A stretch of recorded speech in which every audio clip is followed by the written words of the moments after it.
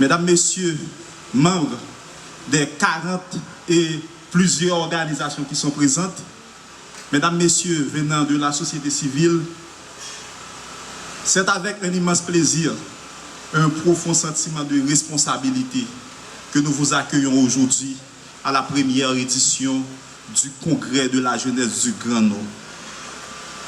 Ce congrès est plus qu'un événement, c'est un espace de dialogue, de réflexion, de concertation entre des jeunes conscients de leur avenir, conscients de la lourde responsabilité qui nous incombe dans la construction d'une Haïti nouvelle.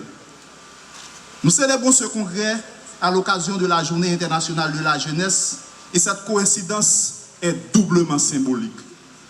Premièrement, parce que cette journée est reconnue et célébrée par tous les pays qui ont ratifié la Charte des Nations Unies. Cela veut dire que Haïti commande à prendre sa place dans la dimension universelle de l'humanité. Et deuxièmement, parce que cette journée se situe à 2 jours du 14 août, une date qui occupe une place centrale dans notre mémoire collective. En effet, le 14 août 1791, sur cette même terre du Nord, s'est tenu le premier congrès qui allait mener à la révolution des esclaves. Ce fut l'acte fondateur qui allait ouvrir la voie à la naissance de la première république noire indépendante du monde, mais seulement l'acte de naissance de toute la race noire en général. Parce que si en 1789, on avait dit que tous les hommes naissent libres et demeurent égaux en droit, mais c'est 1791 dans ce premier congrès qui allait aboutir à 1804 qui va donner au droit de l'homme sa dimension universelle. Célébrer la jeunesse aujourd'hui, ici, c'est donc honorer l'héritage de celles et ceux qui hier ont osé croire en l'impossible. Mais il faut avoir le courage de le dire. Parler de jeunesse en Haïti, et plus encore parler de célébration de la jeunesse, n'est pas une chose facile. Comment parler de célébration dans un pays où malgré le fait que 60% de la population ait moins de 30 ans, cette jeunesse est souvent privée de ce qui lui est dû. Des défis structurels, parce que la jeunesse fait face à un système conscient ou inconscient qui l'empêche de jouir ses droits les plus fondamentaux. Des défis conjoncturels, les crises sécuritaires, les crises politiques et les crises climatiques et tant d'autres qui empêchent à la jeunesse de jouir ce qu'il peut faire, de ce qu'elle peut faire vraiment. Et pourtant, malgré tout cela, il y a de l'espoir, il y a un courage qui résiste. Et surtout, il y a une résilience qui force l'admiration. Je vous demande à vous applaudir, la jeunesse haïtienne. Vous êtes une frange de la population, vous êtes vraiment résilient, applaudissez-vous pour votre courage. Applaudissez-vous pour chaque fois que vous allez demander crédit à une banque, on vous exige des pièces que vous n'avez pas.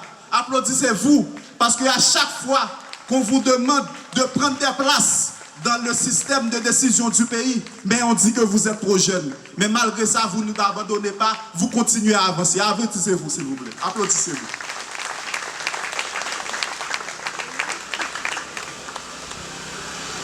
Avant de poursuivre, je voudrais remercier chaleureusement les organisations membres qui, depuis 3 mois,